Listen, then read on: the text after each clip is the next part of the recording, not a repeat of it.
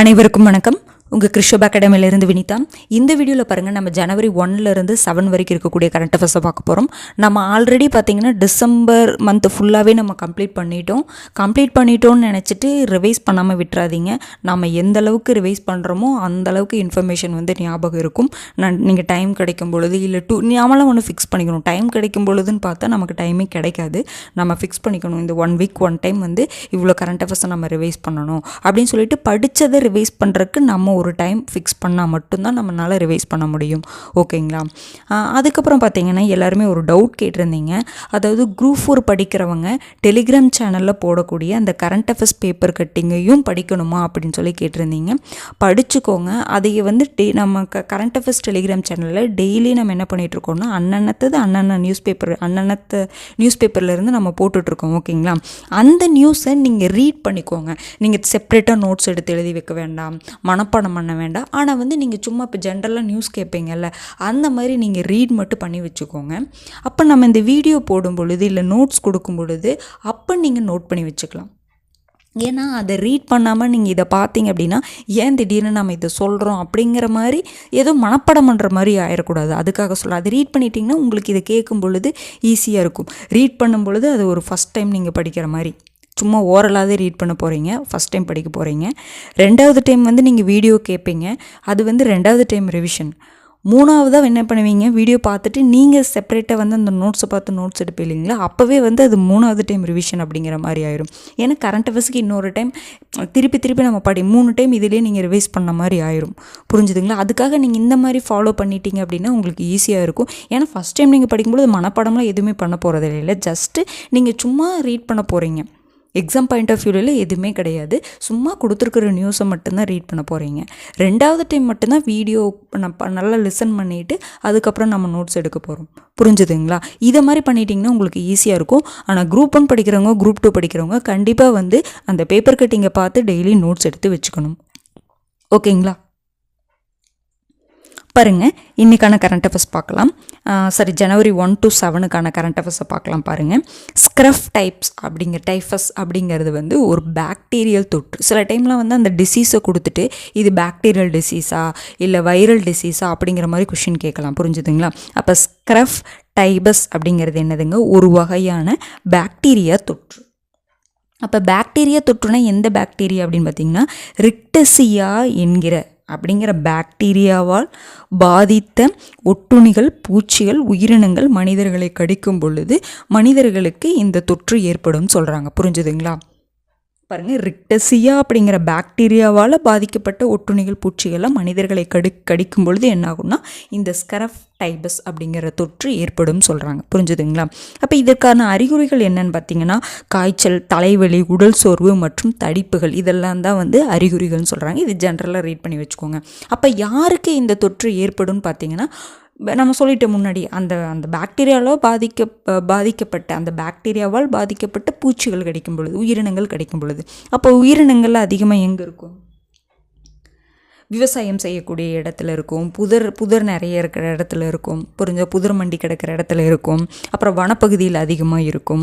ஓகேங்களா? அது அந்த இடத்துல இருக்கக்கூடிய மனிதர்களை இது பாதிக்கும் சொல்கிறாங்க. பாருங்கள், விவசாயிகள், புதர் மண்டிய மற்றும் வனப்பகுதிகளுக்கு அருகே வசிப்பவர்கள், மலையேற்றத்தில் ஈடுபடுவோர், கர்ப்பிணிகள், பூச்சிக்கடிக்குள்ளாகும் சூழலில் இருப்போருக்கு பாதிப்புகள் ஏற்படும் சொல்கிறாங்க. புரிஞ்சுதுங்களா? அப்போ இந்த தொற்று இருக்கா இல்லையான்னு டெஸ்ட் பண்ணுறதுக்கு என்ன டெஸ்ட்டுன்னு பார்த்தீங்கன்னா, என்ன பரிசோதனை பண்ணணும்னு பார்த்தீங்கன்னா எலிசா ரத்த பரிசோதனை, இன்னொன்று பார்த்தீங்கன்னா மூலக்கூறு பரிசோதனைகள் அப்படின்னு சொல்கிறாங்க. புரிஞ்சுதுங்களா? இதுக்கான ஆன்டிபயோட்டிக் மருந்துகள் ஏதாவது இருக்கான்னா இருக்குது. Azithromycin doxycycline. நீங்கள் சயின்ஸை குரூப் 4 படிக்கிறவங்கள ஒமிட் பண்ணுறேன்னு நினச்சிருந்துருக்கலாம். ஓகே, ஒமிட் பண்ணுறதுனால ஓகே தான். ஆனால் இந்த கரண்ட் அஃபேர்ஸில் வரக்கூடிய சயின்ஸ் சம்மந்தமான இன்ஃபர்மேஷன், டெக்னாலஜி சம்மந்தமான இன்ஃபர்மேஷனை நீங்கள் பார்த்து வச்சுக்கோங்க. ஓகேங்களா? பாருங்கள், இது ஸ்க்ரஃப் டைப்ஸ் அப்படிங்கிறது என்னதுங்க, ஒரு வகையான பாக்டீரியா தொற்று, ரிக்டசியா அப்படிங்கிற பாக்டீரியாவால் ஏற்படுது. இதுக்கான டெஸ்ட் என்னென்ன டெஸ்ட் பார்த்தீங்கன்னா எலிசா ரத்த பரிசோதனை, மூலக்கூறு பரிசோதனை. இதுக்கான ஆன்டிபயோட்டிக் மருந்துகள் பார்த்தீங்கன்னா அசித்ரோமைசின், டாக்ஸிசைக்ளின். அடுத்து பாருங்கள், 2025 பாதுகாப்பு அமைச்சகம் என்னென்னா சீர்திருத்த ஆண்டாக என்ன பண்ணியிருக்காங்கன்னா அறிவிச்சிருக்காங்க. ரொம்ப ஒரு முக்கியமானது.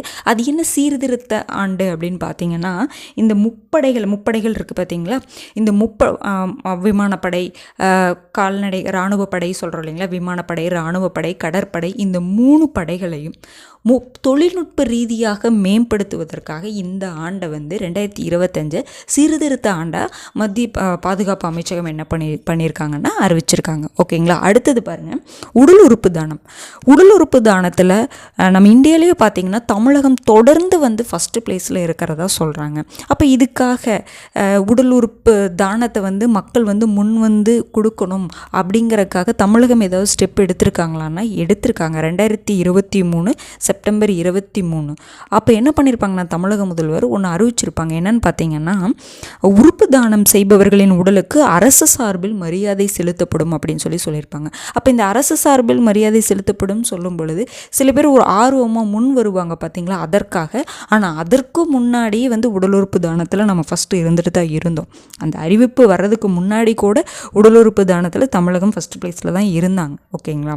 அப்போ இன்னும் ஒரு முன்னெடுப்பு, இதன் மூலமாக இன்னும் அதிக பேர் வந்து கொடுப்பாங்க பார்த்தீங்களா, முன் வருவாங்க பார்த்தீங்களா, அதற்காக அறிவிக்கப்பட்டது. ஓகேங்களா. அடுத்து பாருங்கள், இந்தியாவில் முதல் முறையாக விமானங்களில் வைஃபை சேவையை அறிவித்த நிறுவனம் பார்த்திங்கன்னா ஏர் இந்தியா நிறுவனம். ஏர் இந்தியாவுடைய தேர்ந்தெடுக்கப்பட்ட உள்நாட்டு மற்றும் சர்வதேச விமானங்களில் வந்து இந்த வைஃபை வசதியை வந்து அறிமுகப்படுத்தியிருக்காங்க. பாருங்கள், அடுத்த இன்ஃபர்மேஷன் பாருங்கள், இந்தியாவுக்குள் விமானங்களில் இணைய சேவையை வழங்கும் முதல் விமான நிறுவனம் எதுங்க? ஏர் இந்தியா நிறுவனம் தான் சொல்கிறாங்க. இது ஒரு முக்கியமான இன்ஃபர்மேஷன் தான்.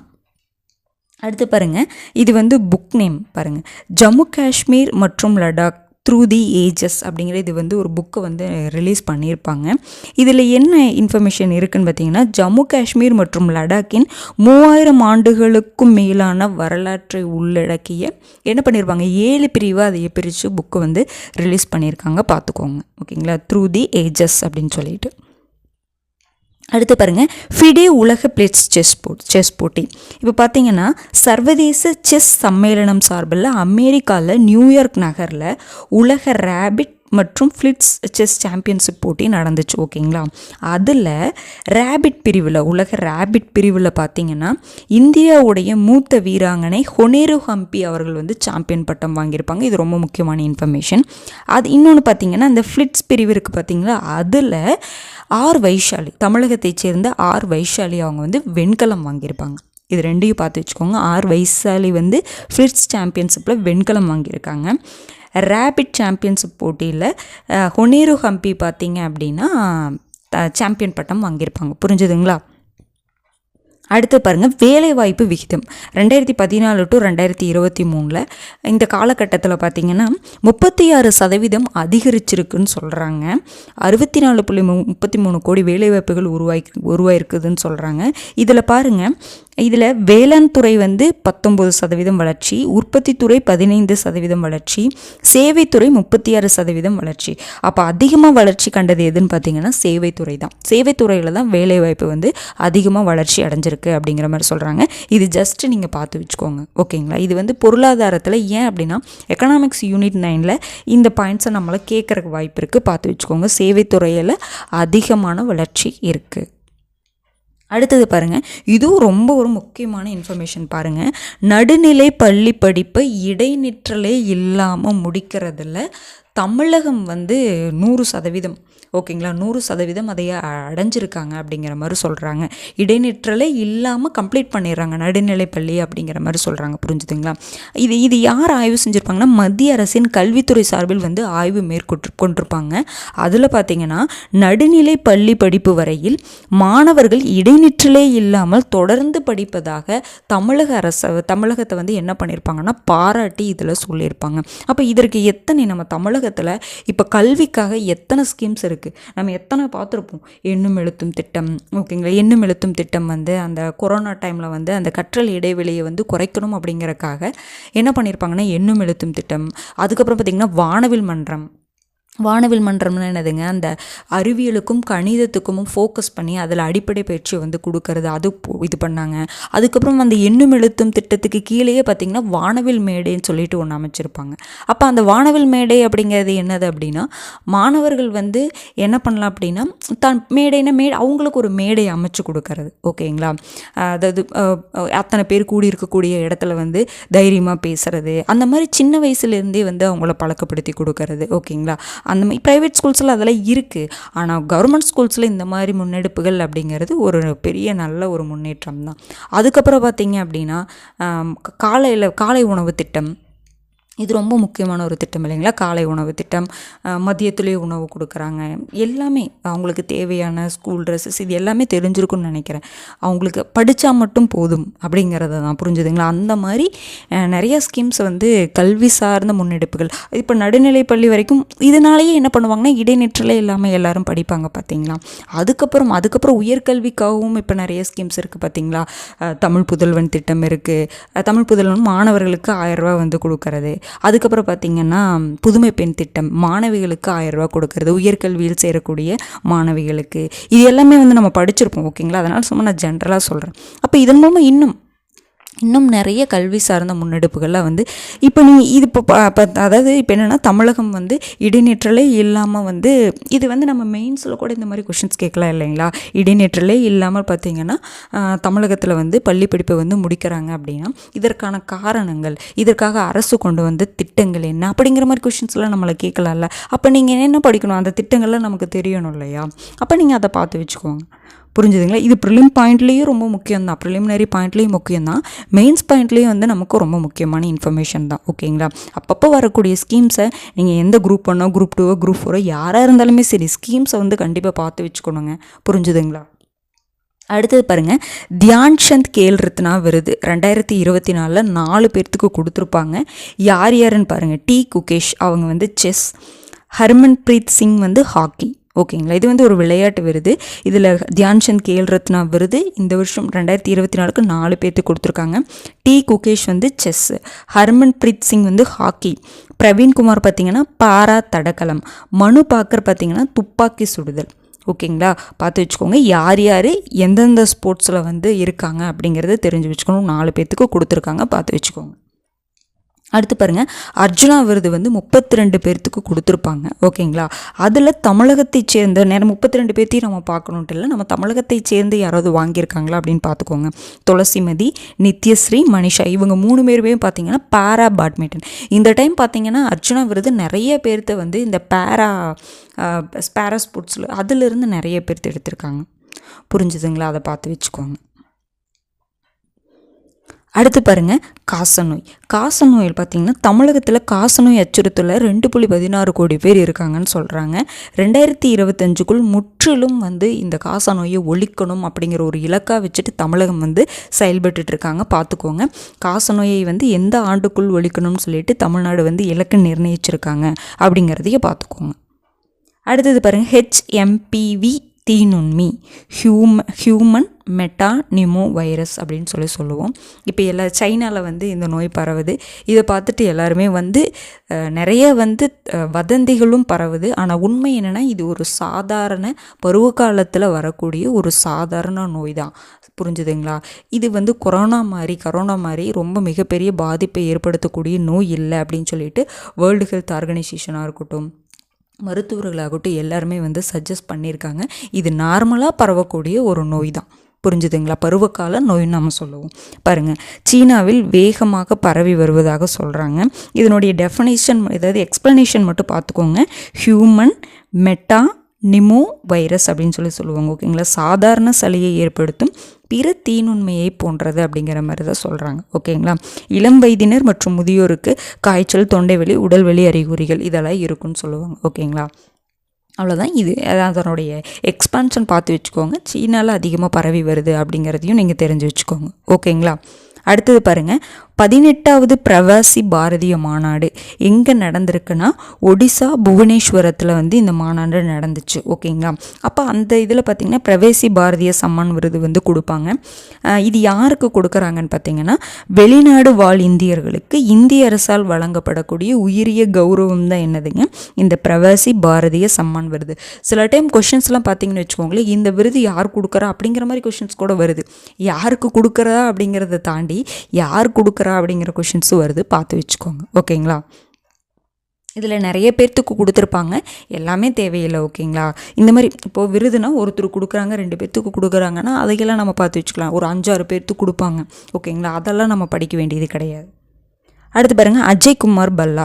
இவர் தான் பார்த்திங்கன்னா மணிப்பூருடைய 19 ஆளுநராக நியமிக்கப்பட்டவர் யாருன்னு பார்த்திங்கன்னா அஜய்குமார் பல்லா. அடுத்து பார்த்திங்கன்னா ஹரிபாபு கம்பம்பட்டி. பார்த்திங்கன்னா ஒடிசா மாநில ஆளுநராக நியமிக்கப்பட்டவர் பார்த்திங்கன்னா ஹரிபாபு கம்பம்பட்டி. மணிப்பூருடைய 19வது ஆளுநர் அஜய்குமார் பல்லா. ஒடிசா மாநில ஆளுநராக பார்த்திங்கன்னா ஹரிபாபு கம்பம்பட்டியை நியமிச்சிருக்காங்க. ஓகேங்களா. அடுத்து பாருங்கள் ஸ்பேடெக்ஸ். இது ஒரு முக்கியமான ஒரு திட்டம். இது நம்ம முன்னாடியே நிறைய டைம் பார்த்துட்டோம்.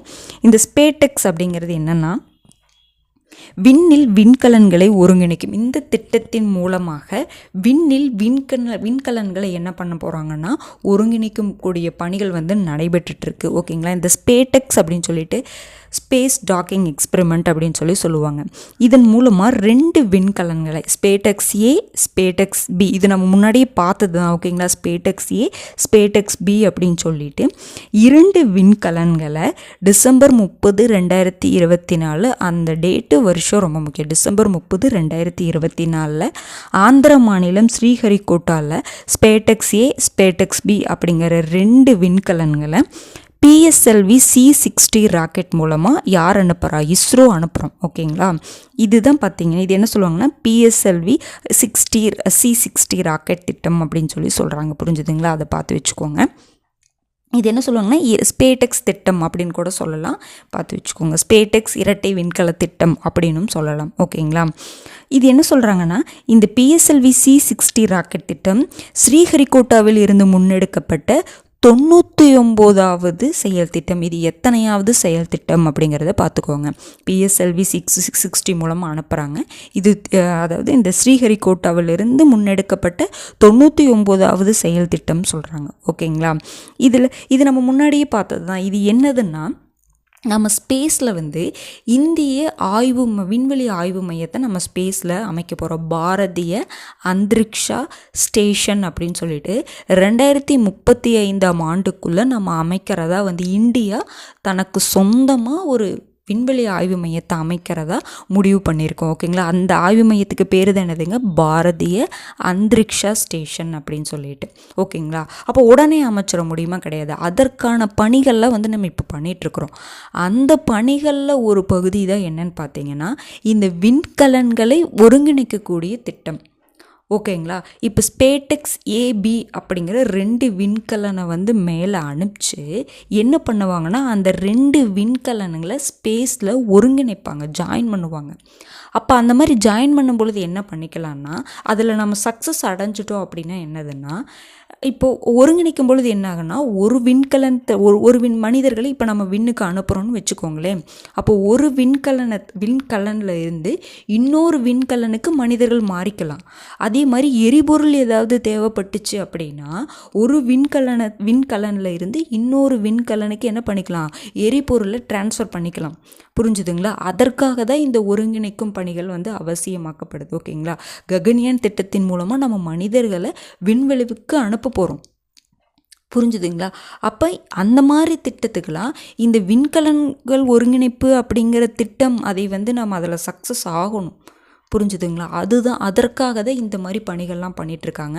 அதற்குடைய ஒரு முன்னெடுப்பு தான் பார்த்திங்கன்னா இந்த ஸ்பேடெக்ஸ் ஏபி அப்படிங்கிற விண்கலன்களை வந்து அனுப்பிச்சது. ஓகேங்களா. பாருங்கள் இப்போ பாருங்கள் ராக்கெட்டில் இடம்பெற்றுள்ள பிஎஸ்எல்வி புவிவட்ட பரிசோதனை அலகு 4 மூலம் அந்த அலகு 4 என்ன பண்ணியிருப்பாங்கன்னா 8 காராமணி விதைகளை வந்து இஸ்ரோ அனுப்பிச்சிருக்காங்க. புரிஞ்சுதுங்களா? அந்த ராக்கெட்டில் அந்த 4வது அலகில் என்ன பண்ணியிருக்காங்கன்னா காராமணி விதைகளை வந்து அனுப்பிச்சிருக்காங்க. அந்த விதைகள் பார்த்திங்கன்னா 4 நாளில் முளைத்துள்ளது அப்படின்னு சொல்லியிருக்காங்க. அவற்றின் விரைவில் இலைகள் துளிர்விடும் அப்படின்னு சொல்லிட்டு இஸ்ரோ வந்து அறிவிச்சிருக்காங்க. புரிஞ்சுதுங்களா? அப்போ நம்ம மனிதர்கள் அங்கே போக போகிறாங்க, ஸ்பேஸ் ஸ்டேஷனை நம்ம அமைக்க போகிறோம். ஓகேங்களா? இப்போ நம்ம ஒரு இது எடுத்துருக்கோம், அந்த காராமணி விதைகளை வந்து அங்கே அனுப்பிச்சிருக்கோம். அதை வந்து என்னதுன்னா 4 நாளில் அது முளைச்சிருக்குன்னு சொல்கிறாங்க. ஓகேங்களா? இதெல்லாம் வந்து என்னென்னா அந்த ஒரு திட்டத்துக்கு இதெல்லாம் வந்து நமக்கு என்ன சொல்லலாம் அப்படின்னா இதெல்லாம் ஒரு டெஸ்ட் பண்ணி பார்க்குற மாதிரி தான் எல்லாமே. புரிஞ்சுதுங்களா? இந்த ஸ்பேடெக்ஸை பற்றி நம்ம அடிக்கடி பார்த்துட்டு தான் வரும். ஏன்னா ஒருங்கிணைக்கும் பணிகள் வந்து சக்ஸஸ் ஆயிடுச்சு இப்போது. ஓகேங்களா? அது வந்து ஒருங்கிணைச்சிருப்பாங்க. இந்த ஒருங்கிணைக்கும் பணிகளில் வந்து சக்ஸஸ் அடைஞ்சிட்டோம் அப்படின்னா ரஷ்யா அடைஞ்சிட்டோம். ஓகேங்களா? அடைஞ்சிட்டோம். ரஷ்யா, அமெரிக்கா, சைனா இந்த 3 நாடுகளுக்கு அப்புறம் இந்த ஒருங்கிணைக்கும் பணிகளில் சக்ஸஸ்ஃபுல்லாக மேற்கொண்ட 4வது நாடு எதுன்னு பார்த்திங்கன்னா இந்தியா தான். இது முன்னாடியே பார்த்த இன்ஃபர்மேஷன் தான். ஓகேங்களா? பார்த்து வச்சுக்கோங்க. இந்த நியூஸ் எதுக்காக இப்போ கொடுத்துருப்பாங்கன்னா இந்த காராமணி விதைகள் வந்து அங்கே வந்து முளைச்சிருக்கு அப்படின்னு சொல்கிறதுக்காக தான் இந்த இன்ஃபர்மேஷனை வந்து கொடுத்துருப்பாங்க. பார்த்து வச்சுக்கோங்க. அடுத்து பாருங்கள், இந்த விருது பார்த்திங்களா, அந்த ஜனவரி மந்தில் விருது கொடுப்பாங்க. தமிழ் வளர்ச்சித்துறை சார்பில் விருது கொடுப்பாங்க. இந்த விருதுகளை கண்டிப்பாக கொஷின்ஸ் கேட்குறாங்க. போன டைம் பார்த்திங்கன்னா குரூப் 1லேயே வந்து மேட்ச்சில் வந்து இந்த கொஷின் கேட்டிருந்தாங்க. நம்ம குரூப் 4 எக்ஸ்பெக்ட் பண்ணோம், ஆனால் குரூப் 1ல் வந்து இந்த கொஷினை வந்து கேட்டிருந்தாங்க. அப்போ ஏதோ ஒரு எக்ஸாமில் இந்த சம்மந்தமான கொஷின்ஸ் கேட்டுறாங்க. இதை தனியாக எழுதி வச்சு கூட படிச்சுக்கோங்க, ரொம்ப முக்கியமானது. பாருங்கள், திருவள்ளுவர் விருது 2025 யாருக்கு கொடுத்துருக்காங்கன்னா புலவர் மு. படிக்கராமு. திருக்குறளை நம்ம படிக்கணும் அப்படிங்கிற மாதிரி ஞாபகம் வச்சுக்கோங்க. படிக்கராமு அப்படின்னு ஞாபகம் வச்சுக்கோங்க. திருவள்ளுவர் விருது 2025 புலவர் மு. படிக்கராமுக்கு வந்து கொடுத்துருக்காங்க. ஓகேங்களா? அது வந்து திருவள்ளுவர் விருது மட்டும்தான் 2025க்கானது. மற்றது எல்லாமே வந்து பார்த்திங்கன்னா 2024க்கானது. பாருங்கள், அண்ணா விருது யாருக்கு கொடுத்துருக்காங்கன்னா மூத்த அரசியல் தலைவர் எல். கணேசன். அப்போ முருகரோட அண்ணன் யாருங்க? விநாயகர்னு சொல்லுவோம், கணேசன் சொல்லுவோம். பார்த்தீங்களா? அப்போ கணேசன். அண்ணா விருது யாருக்குங்க கொடுத்துருக்காங்க? கணேசனுக்கு கொடுத்துருக்காங்க. எல். கணேசன் அவர்களுக்கு கொடுத்துருக்காங்க. அடுத்து பாருங்கள், பாரதியார் விருது யாருக்கு கொடுத்துருக்காங்கன்னா கவிஞரும் பாடலாசிரியருமான கபிலன் அவர்களுக்கு. கபிலரும் ஒரு புலவர் தான், பாரதியாரும் ஒரு கவிஞர். அப்படிங்கிற மாதிரி பாரதியார், கபிலர். ஓகேங்களா? கவிஞரும் பாடலாசிரியருமான கபிலனுக்கு கொடுத்துருக்காங்க. பாரதிதாசன் விருது பார்த்திங்கன்னா கவிஞர் பொன் செல்வ கணபதி அவங்களுக்கு கொடுத்துருப்பாங்க. ஓகேங்களா? பார்த்துக்கோங்க. அடுத்து திருவிக்கா விருது பார்த்திங்கன்னா எழுத்தாளரும் மருத்துவருமான ஜி.ஆர். ரவீந்திரநாத்துக்கு கொடுத்துருப்பாங்க. திருவிக்கா விருது பார்த்திங்கன்னா ஜி.ஆர். ரவீந்திரநாத். ஷார்ட்கட் போட முடியறதுக்கு போட்டுக்கோங்க, போட முடியாதுக்கு என்ன பண்ணிக்கோங்கன்னா திரும்ப அதை படிச்சுக்கிட்டே இருங்க, நம்ம மைண்டில் ஸ்டோர் ஆயிரும். புரிஞ்சுதுங்களா? அடுத்தது கி.ஆ.பி. விஸ்வநாதன் விருது பார்த்திங்கன்னா எழுத்தாளர் வேமு. பொதிய விற்பன். இப்போ விஷு படம்லாம் இதுக்கு என்ன ஞாபகம் வச்சுக்கலான்னா, இப்போ விஷு படமெல்லாம் பார்த்துருப்பீங்கல்ல, அவரோட படம் பார்த்திங்கன்னா எல்லாமே வந்து பொருள் பொதிஞ்சதாக இருக்கும், பொருள் நிறைய பொதிஞ்சதாக இருக்கும் அப்படிங்கிற மாதிரி சொல்கிறோம். அப்போ பொதிய விற்பன் அப்படிங்கிறத ஞாபகம் வச்சுக்கோங்க. விஸ்வநாதம் அப்படின்னு பார்த்திங்கன்னா பொதிய விற்பன். அடுத்து பாருங்கள், பெரியார் விருது யாருக்கு கொடுத்துருக்காங்கன்னா விடுதலை ராஜேந்திரன். திராவிட விடுதலை கழக பொதுச் செயலாளர் விடுதலை ராஜேந்திரனுக்கு கொடுத்துருக்காங்க. அடுத்தது அம்பேத்கர் விருது பார்த்திங்கன்னா விடுதலை சிறுத்தைகள் கட்சி பொதுச் செயலர் து. ரவிக்குமாருக்கு கொடுத்துருக்காங்க. பெரியார் விருது பார்த்திங்கன்னா விடுதலை ராஜேந்திரன். அம்பேத்கர் விருது பார்த்திங்கன்னா து. ரவிக்குமார் அவர்களுக்கு கொடுத்துருக்காங்க. கலைஞர் விருது பார்த்திங்கன்னா இந்த வருஷம் இந்த 2024 தான் கொடுக்கவே ஸ்டார்ட் பண்ணியிருக்காங்க. முதல் கலைஞர் விருதை யார் வாங்குறாங்கன்னா முத்து வவாசி. கருணாநிதியிடம் சிறப்பு உதவியாளராக பணியாற்றியவரும் எழுத்தாளருமான முத்து வவாசிக்கு தான் வந்து ஃபஸ்ட்டு டைம், அவர் தான் வந்து ஃபஸ்ட்டு, இது ரொம்ப முக்கியமானது, கலைஞர் அவார்டை இவர் தான் ஃபஸ்ட்டு வாங்குறாரு. அதனால் இது ரொம்ப முக்கியமான ஒரு இன்ஃபர்மேஷன். ஓகேங்களா? பார்த்து வச்சுக்கோங்க, இது ரொம்ப ரொம்ப முக்கியமானதுங்க. உங்களுக்கு நீங்கள் ஏதாவது ஒரு ஷார்ட்கட் போட்டாலும் சரி, திரும்ப படிச்சிங்கனாவே மெமரி ஆயிருங்க. சரிங்களா? அடுத்து பாருங்கள் ராஜகோபால சிதம்பரம். அவர் வந்து சமீபத்தில் காலமாயிருப்பார். இவர் யாருன்னு பார்த்தீங்கன்னா அணுகுண்டு சோதனைகளில் முக்கிய பங்கு வகித்த மூத்த விஞ்ஞானி. அதனால் இவரை பற்றி நம்ம கண்டிப்பாக பார்த்தாகணும். ஓகேங்களா, அணுகுண்டு சோதனைகளில் முக்கிய பங்கு வகித்த மூத்த விஞ்ஞானி தான் இவர். ஓகேங்களா, யாருங்க? ராஜகோபால சிதம்பரம். இவர் பார்த்தீங்கன்னா 1974 நம் நாட்டுடைய இந்தியாவுடைய முதல் அணுகுண்டு சோதனையில் முக்கிய பங்கு வச்சிருப்பார். முதல் அணுகுண்டு சோதனை எங்கெங்கே நடந்திருக்கும்? ராஜஸ்தான் மாநிலம் பொக்ரானில். ரெண்டாவதும் அங்கே தான் நடைபெற்றிருக்கும். ஓகேங்களா, 1974 முதல் இதெல்லாம் வந்து ஸ்டாட்டிக்கான பாயிண்ட்டு. ஓகேங்களா, 1974 முதல் அணுகுண்டு சோதனை. 1992 நாட்டுடைய இரண்டாவது அணுகுண்டு சோதனை வந்து நடைபெற்றிருக்கும். அதுலேயுமே பார்த்தீங்கன்னா அவர் தலைமையில் அணுசக்தி துறை குழு வந்து செயல்பட்டது அப்படிங்கிற மாதிரி சொல்லியிருப்பாங்க. ஓகேங்களா, அடுத்து பாருங்கள் 2001 18 வரைக்கும் மத்திய அரசின் முதன்மை விஞ்ஞான ஆலோசகராக இவர் இருந்திருப்பார்.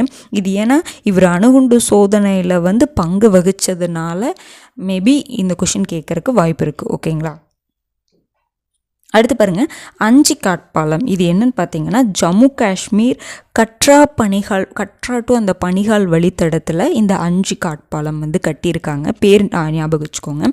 ஆற்றுப்படுகைகளிலிருந்து 331 மீட்டர் உயரத்தில் வந்து கட்டப்பட்டிருக்குன்னு சொல்கிறாங்க. ஓகேங்களா, இதற்கு முன்னாடி பாருங்கள் ஜம்மு காஷ்மீரின் சீனாப் நதி மேலே ஒரு பாலம் அமைச்சிருப்பாங்க. ஓகேங்களா, அந்த பாலத்துக்கு அடுத்தபடியாக உயரமான பாலம் இதுன்னு சொல்கிறாங்க. அதனால தான் அந்த மீட்டரை ஞாபகம் வச்சுக்கணும்னு சொன்னேன். ஓகேங்களா, 331 மீட்டர் உயரத்தில் இந்த அஞ்சிகாட் பாலம் இருக்குது. ஏன்னா இது ஜம்மு காஷ்மீரில் சீனாப் நதி மேலே ஒரு பாலம் கட்டினாங்க. அந்த பாலம் தான் என்ன சொல்லலாம் அப்படின்னா மிக உயரமான பாலம். அந்த பாலத்துக்கு அடுத்தபடியாக உயரமான பாலம் எதுன்னு பார்த்தீங்கன்னா இந்த அஞ்சிகாட் பாலம். ஓகேங்களா, பாருங்கள் சீனாப் நதி மீது அமைந்துள்ள பாலம் உலகிலேயே உயரமான ரயில்வே பாலம் சொல்கிறாங்க. அப்போ ஆற்றுப்படையிலிருந்து அது எவ்வளோ மீட்டர் உயரத்தில் கட்டப்பட்டிருக்கு? 339. இது ரெண்டு பாலத்தையும் பார்த்து வச்சுக்கோங்க. புரிஞ்சுதுங்களா? ஏன்னா உலகிலேயே மிக உயரமான பாலம் சொல்லிட்டாங்க 339 மீட்டர். அது எதுங்க? அந்த சீனாப் நதி மேலே கட்டப்பட்ட பாலம். அதற்கு அடுத்தது பார்த்திங்கன்னா இந்த அஞ்சிகாட் பாலம். அது எங்கே? அது ஜம்மு காஷ்மீர் கட்ரா பனிகள் வழித்தடத்தில் கட்டப்பட்டிருக்கு. பார்த்து வச்சுக்கோங்க. அடுத்தது பாருங்கள், இது ரொம்ப ரொம்ப ரொம்ப முக்கியமான ஒரு இன்ஃபர்மேஷனுங்க. திருக்குறள் வாரம். தமிழக முதல்வர் என்ன சொல்லியிருப்பார் அப்படின்னா இனி ஆண்டுதோறும் டிசம்பர் கடைசி வாரத்தை நம்ம திருக்குறள் வாரமாக வந்து கொண்டாடணும் அப்படின்னு சொல்லிட்டு என்ன சொல்லியிருப்பார்? அறிவிச்சிருப்பார். கேட்கலாங்க, எந்த மாதத்தை ஆண்டுதோறும் திருக்குறள் மாதமாக வந்து எல்லாருமே வந்து ஜனவரின்னு போட்டுருவோம். ஓகேங்களா, ஓகேங்களா, அது எல்லாருமே ஏன் ஜனவரி நம்ம போட்டு ஜனவரியில் தான் அந்த திருவள்ளுவர் தினம் வர்றதுனால அந்த மாதிரி நம்ம இது பண்ணுவோம். ஆனால் டிசம்பர் கடைசி வாரத்தை என்ன பண்ணணும் அப்படின்னா டிசம்பர் கடைசி வாரம், டிசம்பர் மாதம் கிடையாதுங்க, டிசம்பருடைய கடைசி வாரத்தை என்ன பண்ணுறாங்க? திருக்குறள் வாரமாக என்ன பண்ணுறாங்க அப்படின்னா அறிவிச்சிருக்காங்க. நான் ஃபஸ்ட்டு திருக்குறள் மாதம் சொல்லியிருப்பேன்னு நினைக்கிறேன். பார்த்துக்கோங்க, திருக்குறள் வாரம் அப்படிங்கிறது என்னதுங்க? ஆண்டுதோறும் இனி டிசம்பர் கடைசி வாரம் திருக்குறள் வாரமாக வந்து கொண்டாடப்படும் அப்படின்னு சொல்லிட்டு முதல்வர் ஸ்டாலின் வந்து அறிவிச்சிருப்பாரு. பாருங்க, முக்கொடு சூழும் குமரிமனையிலிருந்து திருவள்ளுவர் சிலை வரைக்கும். ஏன்னா இப்போ வந்து திருவள்ளுவர் சிலையை வந்து ஓப்பன் பண்ண அந்த வெள்ளி விழா வந்து இப்போ சமீபத்தில் கொண்டாடினாங்க பார்த்தீங்களா? அதனை முன்னிட்டு வந்து இந்த அறிவிப்பு இருந்திருக்கும்.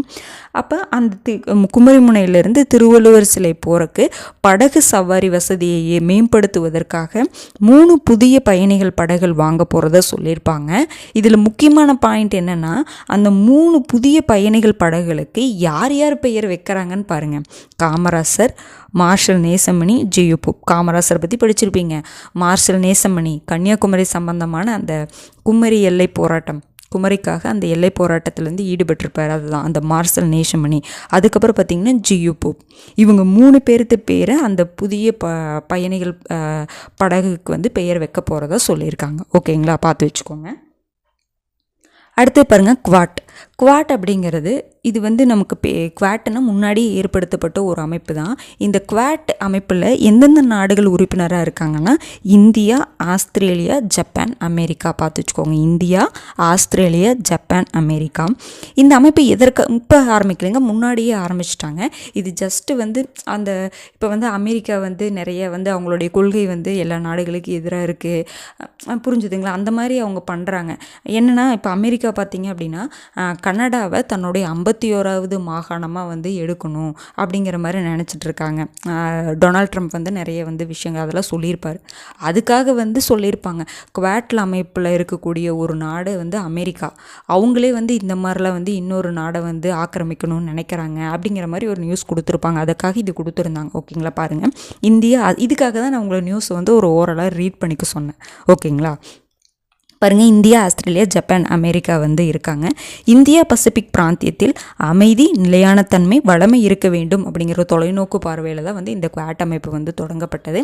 நம்மளை கொஷின்ஸ் எப்படி கேட்கலான்னா, குவாட்டில் வந்து எந்தெந்த நாடுகள் இருக்காங்க, இல்லாத நாடு எது அப்படிங்கிற மாதிரி கொஷின் கேட்கலாம், பார்த்துக்கோங்க. அடுத்தது பாருங்கள், நாவிகா சாகர் பரிக்ரமா 2. இது என்ன முன்னெடுப்புன்னு பார்த்தீங்கன்னா, உலக அதாவது உலகம் முழுவதும் பயணம் பண்ணக்கூடிய ஒரு இதுதான். ஓகேங்களா, பாருங்கள், முன்னெடுப்பின் கீழ் ஐஎன்எஸ்வி தாரிணி அப்படிங்கிற கப்பல் மூலமாக தில்னா மற்றும் ரூபா பெண் அதிகாரிகள் வந்து உலகம் முழுவதும் வந்து பயணம் செஞ்சிட்ருக்கிறாங்க அப்படிங்கிற மாதிரி சொல்லுவாங்க. ஓகேங்களா, இந்த நாவிகா சாகர் பரிக்ரமா அப்படின்னு என்னதுன்னா, உலகம் முழுவதும் பயணம் செய்யக்கூடிய ஒரு திட்டம். இந்த திட்டத்தின் கீழே என்ன பண்ணியிருக்காங்கன்னா, 2 பெண் அதிகாரிகள் தில்னா மற்றும் ரூபா, அவங்க வந்து என்ன பண்ணுறாங்கன்னா உலகம் முழுவதும் பயணம் பண்ணுறாங்க. இது ஜஸ்ட்டு தெரிஞ்சு வச்சுக்கோங்க. இது ரொம்ப முக்கியங்க. அடுத்தது பகத்சிங் நினைவு கண்காட்சி எங்கே பண்ணியிருக்காங்க அப்படிங்கிறது ரொம்ப முக்கியமான ஒரு இன்ஃபர்மேஷன். பாகிஸ்தானின் பஞ்சாப் தலைநகர் லாகூரில் இருக்கக்கூடிய வரலாற்று சிறப்புமிக்க பூஞ்ச் மாளிகை. அது என்னதுங்க வரலாற்று சிறப்புமிக்க பூஞ்ச் மாளிகைன்னு சொல்கிறாங்கன்னா, பாருங்கள், ஆங்கிலேயர் ஆட்சியில் காவல்துறை அதிகாரியை கொன்றதற்காக பகத்சிங் உள்பட 3 என்ன பண்ணுவாங்கன்னா, எதிராக தொடரப்பட்ட தேச துரோக வழக்கின் விசாரணை எங்கே நடந்திருக்குன்னா பூஞ்ச் மாளிகை. ஐஎன்எம்ல நீங்கள் படிச்சிருப்பீங்க. அவருக்கு என்னதுங்க, காவல்துறை அதிகாரியை கொன்றதற்காக பகத்சிங் உட்பட 3 என்ன கொடுத்துருப்பாங்கன்னா, அவங்க மேலே தேச துரோக வழக்கு போட்டிருப்பாங்க. அந்த தேச துரோக வழக்குடைய விசாரணை எங்கே நடந்திருக்கு, அந்த பூஞ்ச் மாளிகையில் தான் வந்து நடந்திருக்கும். அவருடைய 23 வயசில் 1931 மார்ச் 23 லாகூரில் அவர் தூக்கிலிடப்பட்டிருப்பார். புரிஞ்சுதுங்களா? இது வந்து ஐஎன்எம்ல வரக்கூடிய இன்ஃபர்மேஷன் தான், நான் எக்ஸ்ட்ரா எதுவுமே சொல்லலை. புரிஞ்சுதுங்களா? அப்போ என்னதுன்னா, அப்போ அங்கே அந்த பூஞ்ச் மாளிகையில் என்ன பண்ணுறாங்க அப்படின்னா, அவருக்கு வந்து பகத்சிங் நினைவு கண்காட்சியை வந்து அங்கே அமைச்சிருக்காங்க. ரொம்ப முக்கியமானதுங்க, பார்த்து வச்சுக்கோங்க. அடுத்தது, இப்போ நீங்கள் ரீசண்டாக அதிகமாக அகலாய்வு, இது கண்டிப்பாக வெம்பக்கோட்டை அகலாய்விலேருந்து ஏதாவது கொஷின்ஸ் கேட்குறதுக்கு நிறையவே வாய்ப்பு இருக்குங்க. அதிகமாக வெம்பக்கோட்டையிலேருந்து நிறைய வந்து என்ன பண்ணிகிட்டே இருக்காங்க, கண்டறியப்பட்டுட்டே இருக்குது. வெம்பக்கோட்டையில் எத்தனாவது கட்ட அகலாய்வு நடைபெறுது அப்படின்னா 3ஆம் கட்ட அகலாய்வு. வெம்பக்கோட்டை எந்த மாவட்டம்? விருதுநகர் மாவட்டம். மறந்துடாதீங்க, நம்ம நிறைய டைம் எல்லா நியூஸ்லேயுமே இது வந்துடுது. எப்படி வாரத்தில் ஒரு நியூஸ் இது சம்மந்தமாக ரிலேட்டடாக வந்துடுது. ஓகேங்களா, பாருங்கள், சுடுமண்ணாலான நீள்வட்டம், கூம்பு, அல்லிமுட்டு வடிவங்களில் ஆட்டக்காய்கள் வந்து கிடைக்கப்பட்டதுன்னு சொல்கிறாங்க.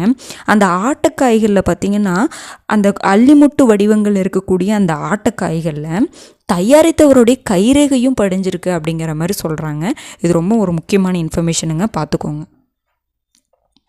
அடுத்து பாருங்கள், தமிழகத்தில் வாக்காளர்கள் எவ்வளோ பேருன்னு சொல்லிட்டு வெளியிட்டிருப்பாங்க. பாருங்கள், 6,36,00,000 பேர் இருக்கிறதா சொல்கிறாங்க. யார் வெளியிட்டிருப்பாங்கன்னா, இப்போ தமிழக தலைமை தேர்தல் அதிகாரியே வந்து பார்த்திங்கன்னா அர்ச்சனா பட்நாயக் இருப்பாங்க. அவங்க என்ன சொல்லியிருப்பாங்கன்னா, தமிழகத்தில் அதிக வாக்காளர்கள் கொண்ட பேரவை தொகுதி எதுன்னா சோழிங்கநல்லூர்.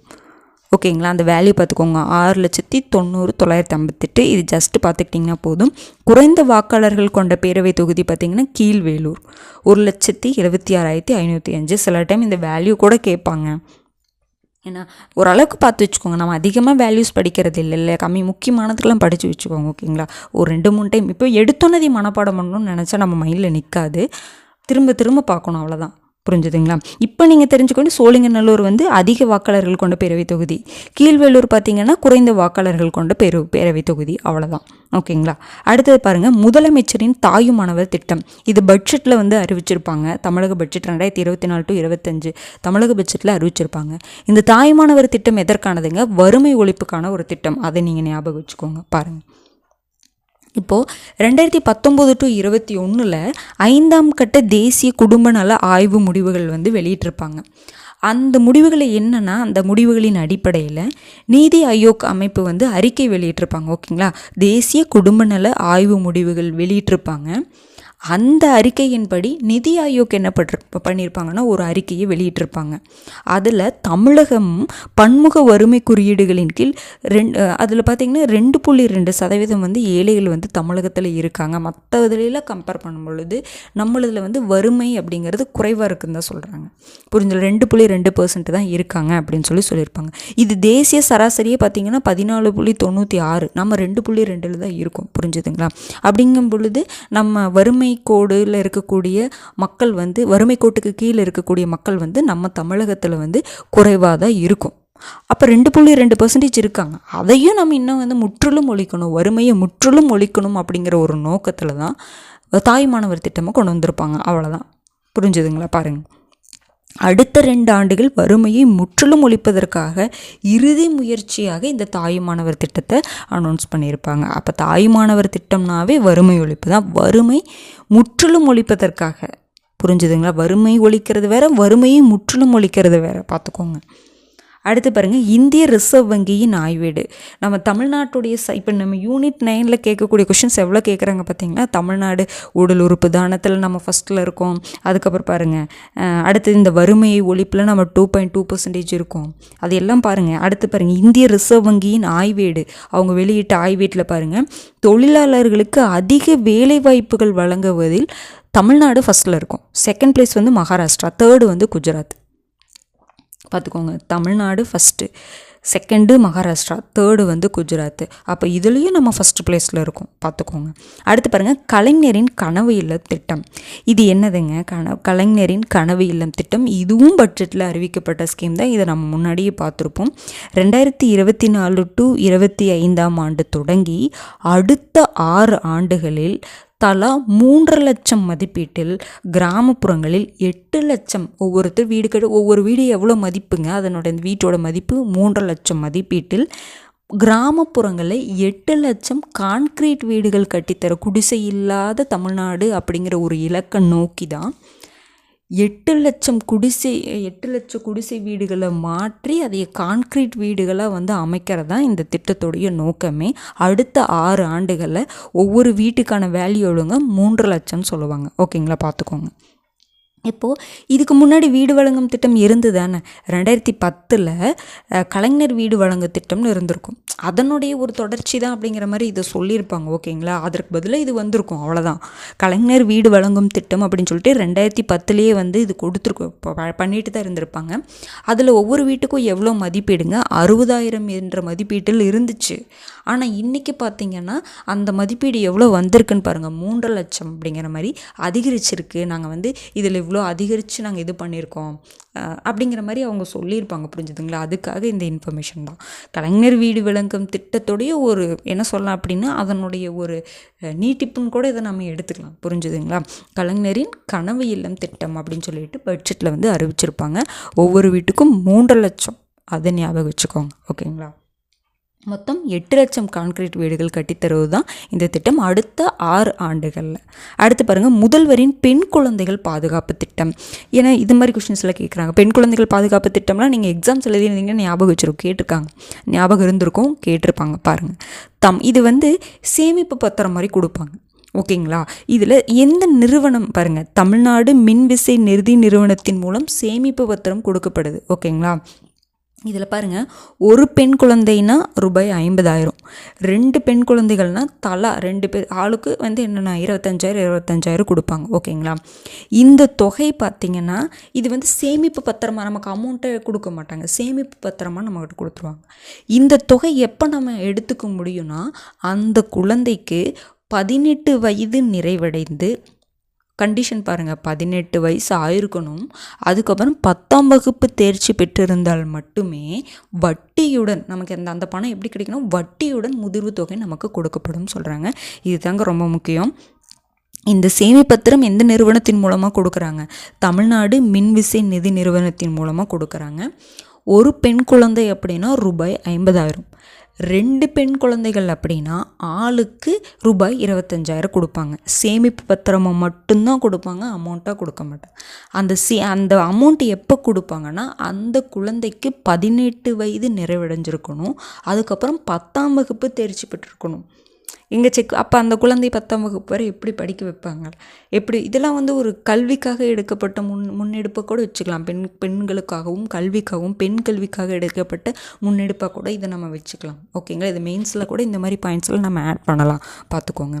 அதாவது நம்ம படிக்க எல்லா எக்ஸாமுக்குமே என்ன தெரியுங்களா, நம்ம படிக்கிற இன்ஃபர்மேஷன் ஒன்று தாங்க, அதை நம்ம அப்ளை பண்ணக்கூடிய அந்த இதுதான் வேறு மாதிரி இருக்கும்.